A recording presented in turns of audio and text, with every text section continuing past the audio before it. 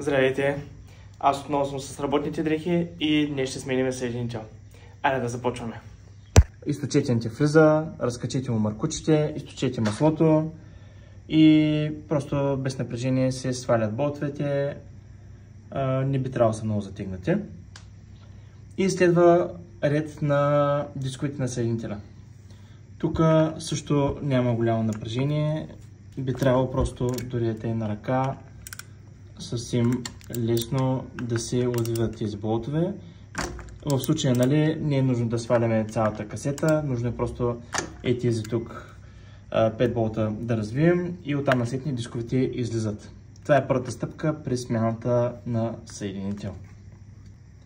Ето болтовете с пружиница долу и следва да махнем външната част. Тук мога да ви кажа, просто пазете последователността на дисковете, защото доколкото знам, първия и последния са различни. Ето е тая външната част. Ето как изглежда самата касета. И от тук насетне просто следва да изкарам всичките фрикционни и метални дискове и да ги замеря, да видим къде аджеба е проблема. В моят случай трябваше да сменя и металните и твърдови дискове. Когато те пристигнат при вас, не забравяйте да ги омаслите. В документацията дори на дисковете е описано 12 часа да стоят омаслени, преди да се сложат на мотора. Аз малко ще си го спестя, но за това след малко. Следващата стъпка, както е описание, изкарал съм металните дискове и наистина са леко омазнени, затова с брейк клинър. Няма прекаляното, след иначе после пак в масло ще влязат. Ги почувствам. Когато идва време за вече монтирането, силно ви препоръчвам да отделите подходящо и достатъчно време за това да изчистите повърхността, където ляга гарнитурата. В случай използвам парцал и от тези ножчета, които са за стъкла, и доста добре се свалят с тях всякакви такива остатъци от гарнитурата. Стигаме до момента с монтирането на дисковете.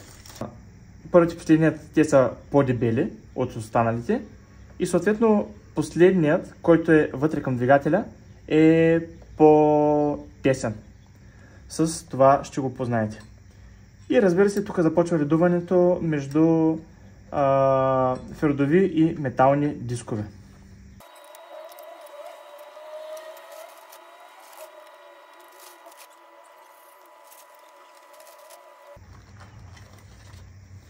И на последния диск идва тънкият момент, че той застава на другото място, а не както са до момента останалите дискове.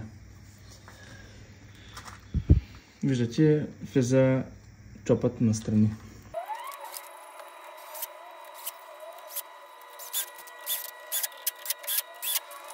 Следващата стъпка е да натегнем болтовете на 10 Нм, както е по меню.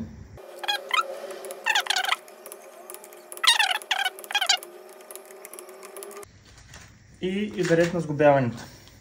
Както ви казах, ще използвам същата гарнитура, като преди това. Реално не е скъсана, добро състояние. Единствено това, което ме притеснява е, че тук са местата, откъдето минава антифриза. И докато оригиналната гарнитура, тук по спомен имаше лек силикон или нещо подобно. И това, което направих е, добавих високотемпературен такъв силикон на Рейнц. Леко да се подсигуря и идва ред на капака.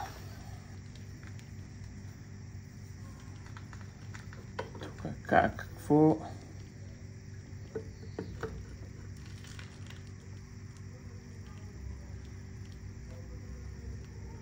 Тук показах по-рано, нареждаме болтовете.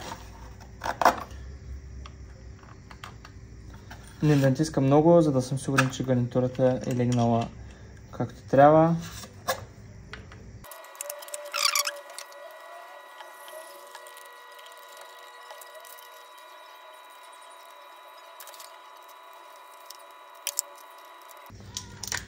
И натягаме капака на 11 Нм.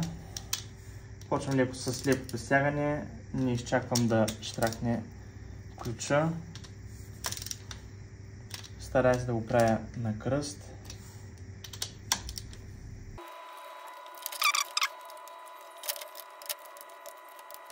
Последната стъпка от смяната на съединителя – разработката му. Изключително е важно двигателят да загрее веднъж, дори се препоръчва 2 пъти, до работна температура, на място, на стойка. Когато загрее, да превключим всичките 6 скорости, както е двустранно в случая със съединител, нали, да има някакво движение вътре в дисковете. И следващото важно нещо е първите километри, много бавно каране, без газ, максимално сменяне на всички скорости, просто да се получи цялата разработка между метални и фрикционни дискове. Нищо са нови, все пак е важен процес.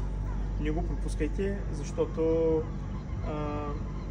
освен омасляването на дисковете, това също е много важен процес и максимално да удължим живота на съединителя. Айде, успех на всички!